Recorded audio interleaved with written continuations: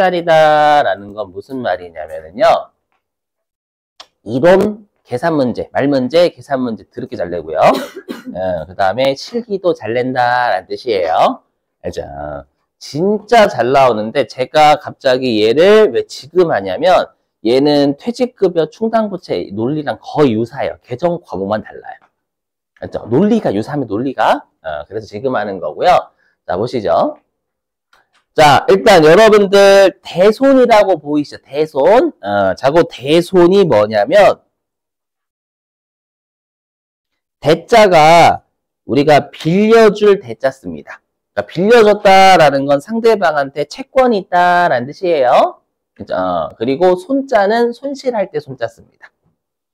해석하면 채권에서 손실이 발생했다라는 뜻이거든요. 그럼 채권에서 손실 발생하는 게 일반적으로 뭘까요? 띄어먹힌 거. 채권을 못 받은 거면 못 받은 거. 그걸 우리가 회계에서는 대손이 발생했다라고 표현해요. 그렇죠? 그래서 여기 있죠. 회수 불가능한 채권을 우리가 대손이라고 합니다. 여기까지 되셨죠? 대손. 그러니까 여러분들 친구한테 띄어먹히면 여러분들 친구한테 대손이 발생했다라고 부르는 거. 현실상 안 그렇겠지, 그죠? 그걸 대손이라고 회계에서 부르는 거예요. 자, 근데 마찬가지예요. 아까 퇴직금도 실제로 줬을 때 비용이에요? 아니에요. 맞죠? 미리 비용하자. 왜? 종업원들이 수익을 안겨줬으니까. 그 마찬가지입니다. 그럼 여러분들 우리가 대손이 발생했다라는 건 예전에 뭐가 있었다라는 거냐면 채권이 있었다는 얘기잖아요. 아니, 채권이 있어야 못 받은 게 있지. 채권도 없는데 못 받았어. 이게 뭔 소리야?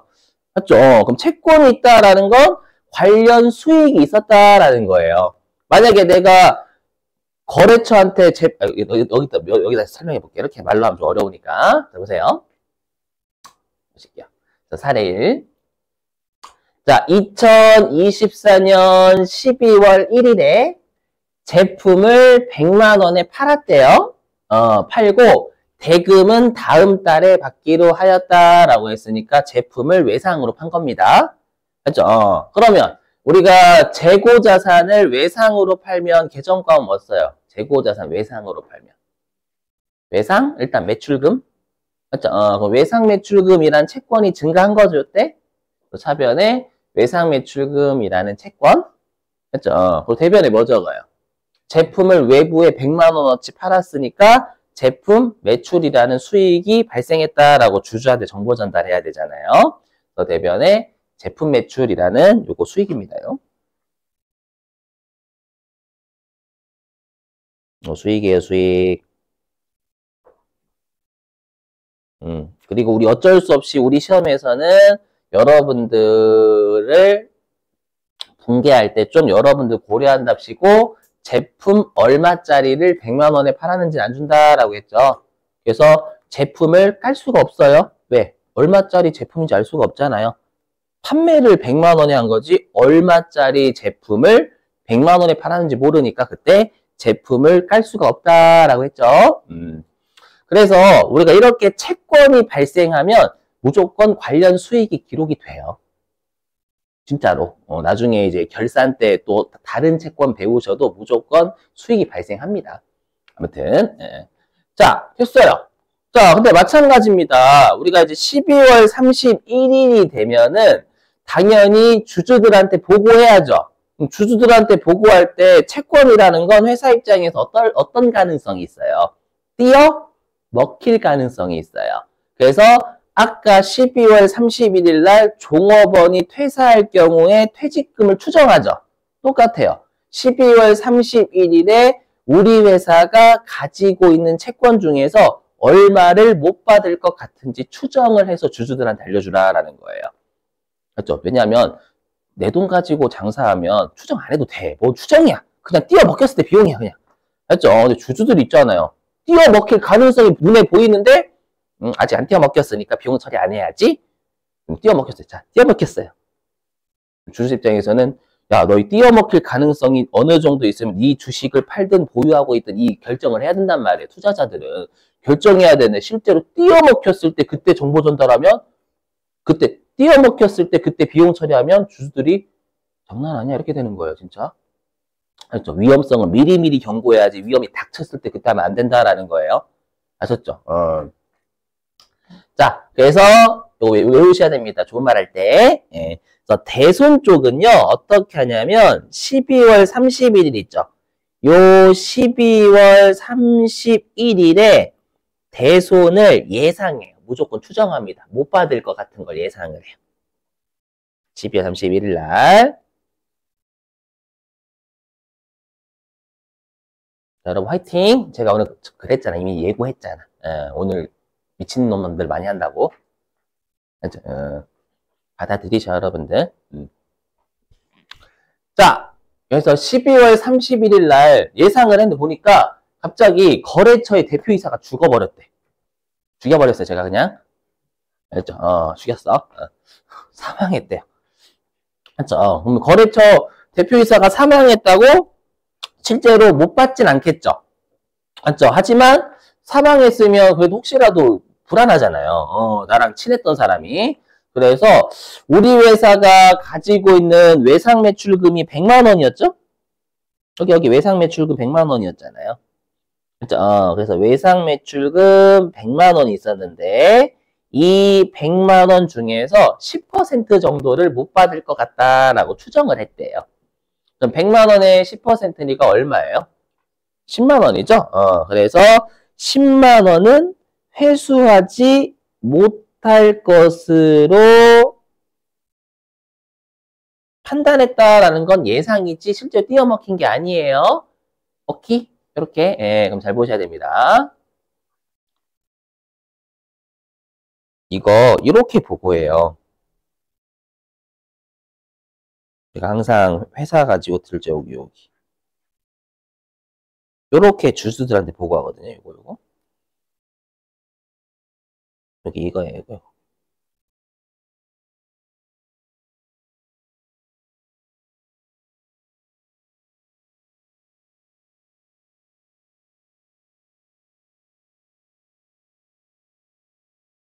보이세요? 요거. 이거 재무상태표입니다. 재무상태표에 이렇게 보고하라는 거예요. 이게 뜻이 뭐냐면 저희 회사가요. 매출채권. 저희 회사의 매출채권이 외상매출금하고 받으러 합친 거잖아요. 저희 회사의 총 매출채권이 올해 연도 말에 108억이 있어요. 주주 여러분들. 근데 대손이 이제 우리가 못 받은 거잖아요. 대손. 충당금이라는 건 여러분들 쌓아둔 금액이에요. 대손에 대비해서 우리가 대손에 사용하기 위해서 쌓아둔 금액. 그죠? 그래서 실제로 올해 연도 말에 이 108억의 매출 채권 중에서 18억 정도는 좀 띄어먹힐 것 같으니까 좀 유념하세요. 이렇게 정보 전달해야 된다라는 거예요. 그렇죠? 이렇게 하지 않고 그냥 매출 채권이 합치면 90억 되죠. 90억. 그냥 매출 채권 90억 이렇게 알려주면 원래부터 90억의 채권이 있는지 아니면 이 중에서 못 받을 것 같은 채권이 있는지를 모른단 말이에요. 그렇죠? 그러니까 위험성을 미리미리 경고해줘야 된다라는 거예요. 그렇죠? 그 다음에 아래에 있는 거. 미수금도 채권이죠. 미수금은 주된 영업 활동 아닌 채권이잖아요. 그러니까 저희 회사가요. 올해 연도 말에 미수금이란 채권이 총 4억 2천만 원 있는데 이 중에서 3억 6천만 원 정도는 못 받을 것 같아요. 많이 힘든 거죠. 거의 몇 프로야? 8, 90% 못 받는 거잖아요. 맞죠? 요렇게 경고 메시지를 날려야 된다라는 거예요. 이해되시겠어요? 그래서 12월 31일 날 보고할 때는 채권은 총액으로 보고합니다. 그리고 아래에다가 대손 충당금이라는 해당 채권을 차감하면서 평가하는 계정을 쓰라라는 거예요. 마치 감가상각누 계획처럼. 맞죠? 그래서 채권 중에서 이 정도의 금액은 대손으로 못 받을 것 같습니다. 라고 보고를 해야 된다라는 거예요. 되시겠어요? 무슨 말인지? 요거.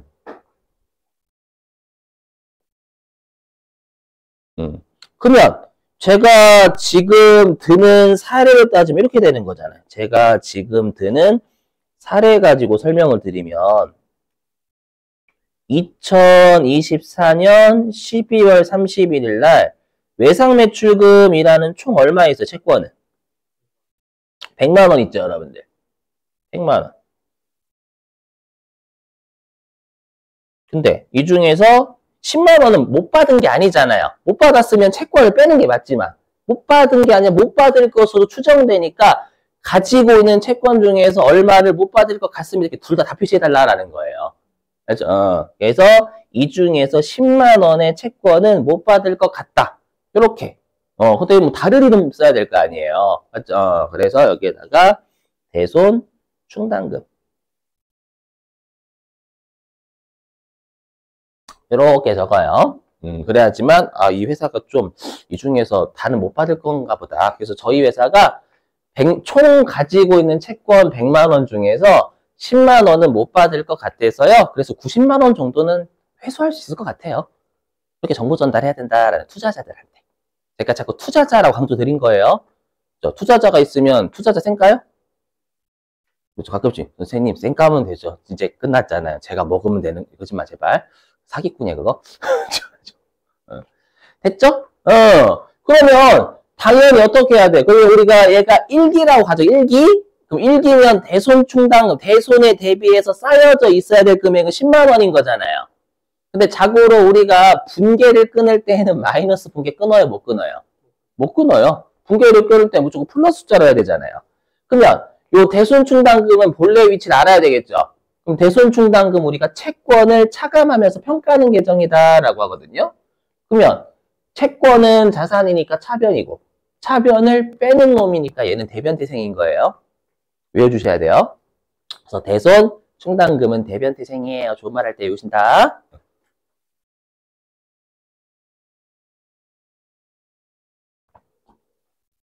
그래서 이렇게 적어요. 그래서 대변의 대손 충당금이라는 대손에 대비하기 위해서 쌓아둔 충당금을 증가시키는 거예요. 쌓고 그 다음에 미리 비용으로 처리해야 된다라는 거예요. 왜? 채권이 있다라는 건 관련 수익이 있는 거잖아요. 맞죠? 그러면 채권이 있으면 관련 수익을 인식했으니까 띄어먹힐 가능성이 있는 비용도 그 날짜에 대응을 시켜야 된다라는 거예요. 그래서 회계에서 대원칙이 뭐예요? 벌기 위해서 쓴다. 그럼 채권은 채권 내가 벌기 위해서 쓴다라는 건 요 100만 원을 벌기 위해서 채권이 있었잖아요. 그럼 관련된 비용을 미리 인식해야 된다. 조기에. 그래야 어떻게? 이거 비용이에요. 여러분 지금은 계정과목 외우지 마시고 그냥 비용이라고 지금은 생각하세요. 비용. 그러면 2024년도에 수익 잡혔죠. 이것도 마찬가지죠. 언제? 2024년도에 비용이 인식되잖아요. 그럼 관련 수익과 비용이 2024년도라는 기간에 대응이 된다라는 그지 같은 논리예요. 우리 입장에서는 그지 같지. 맞죠? 그 다음에 여기 왼쪽 직접 상각법은 뭐냐면 회계에서 인정하지 않습니다. 이거는 실제로 우리가 일상생활 못 받았을 때 비용 한꺼번에 하자라는 거예요. 그렇죠? 인정 안 함. 결론부터 말씀드리면 이거 인정하지 않아요. 회계 입장에서는 주주 투자자들한테는 경고 메시지를 미리미리 날려줘야 돼. 12월 31일자에. 그렇죠? 이렇게. 됐죠, 여러분들? 네. 자, 그 다음에 이제 마지막 요구하고 쉴게요. 자, 이제 실제로 대표 띄어먹혔어, 이제. 띄어먹힌 거예요. 자, 3번. 자, 2025년 1월 13일 날 거래처에 대한 외상매출금이 100만 원 있었잖아요. 이 중에서 13만 원을 못 받았대요. 그럼 얘는 우리가 뭐라고 하냐면 예상이 아니라 대손의 확정, 대손의 발생이라고 표현해요. 못 받았다잖아요. 못 받았다. 그렇죠? 그래서 얘는 대손이 확정된 겁니다.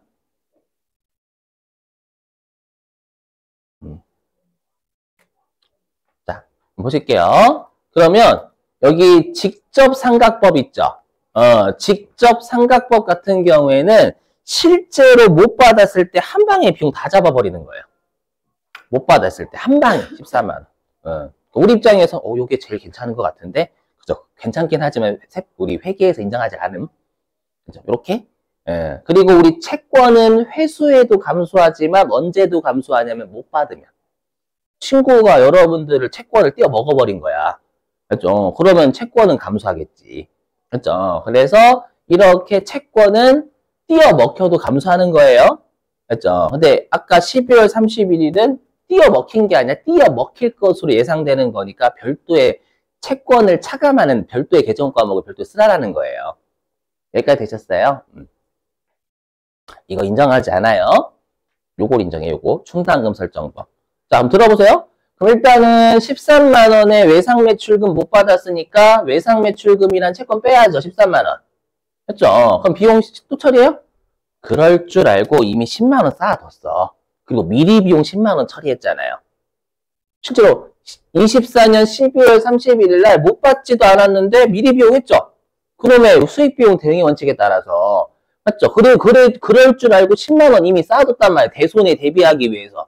근데 실제로 14만원 못 받았잖아요. 그럼 일단 대손에 대비하기 위해서 10만원 쌓아뒀잖아. 거기에서 먼저 없애면 되는 거지. 이해되세요? 그래서 뭐라고 하냐면 이렇게 대손이 확정되면 기존에 있던 대손에 대비하기 위해서 쌓아둔 대손 충당금부터 먼저 없앤다라고 해요. 상계 10만원까지밖에 없잖아요. 그럼 예상치 못하게 얼마를 더 띄어먹힌 거예요. 3만원 더 띄어먹었잖아요. 그럼 예상치 못한 손실이니까 이때 비용할 수밖에 없겠지. 맞죠? 이해되시겠어요? 그래서 이때 비용을 3만원 처리한다라는 거예요. 계정 과목 신경 쓰지 마시고 한번 보세요. 그러면 둘 다 비용은 얼마 잡은 거냐면 둘 다 비용은 합치면 총 떼어먹힌 13만원 잡은 거예요. 맞죠? 여기 요 왼쪽 건 한 방에 비용 처리하는 거 떼어먹힌 금액을. 맞죠? 근데 오른쪽에 있는 거 나누어서 비용 처리하는 거잖아요. 맞죠? 근데 회계 입장에선 왼쪽이 좋아요? 오른쪽이 좋아요? 회계 입장, 여러분 입장 말고요. 여러분 입장에서 왼쪽이 훌륭한 방법이네요. 아니야. 그렇죠? 왜냐면 오른쪽이 훌륭한 거예요. 왜? 주주들한테 띄어먹힐 가능성도 경고하잖아요. 맞죠? 근데 여기는 아무런 회계 처리 없으니까 그냥 저희 회사 채권 100만 원 있어요. 이러면 끝나는 거예요. 충당금을 안 잡아. 안 잡으면 이 회사는 그냥 띄어먹힐 가능성도 없나 보다.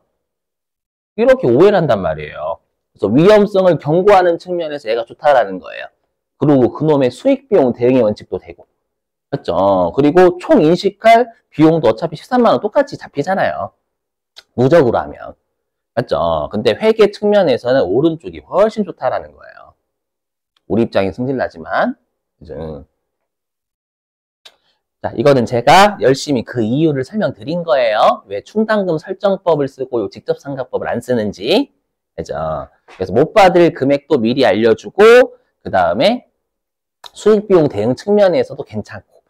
아셨죠? 자, 됐습니다. 지금 머리 좀 아프실 것 같으니까. 자, 쉬셨다가요. 이제 뭐를 할 거냐면은, 예, 여기 총액법하고 보충법이라는 걸 비교를 할 거예요. 자고로 결론부터 말씀드리면, 총액법은 인정을 안 해요. 인정을 안 하고, 보충법을 인정하거든요. 근데 결론부터 말씀드리면 왜 제가 둘 다 보여드릴 거냐면 총액법은 인정을 안 하는데 총액법이 여러분들 이해하시기가 좀 좋아요. 총액법은 여러분들이 이해하시기 좋은 방법이고 보충법은 좀 간단하게 요약해버린 거예요. 분계를. 이제, 아무튼 둘 다 설명할게요.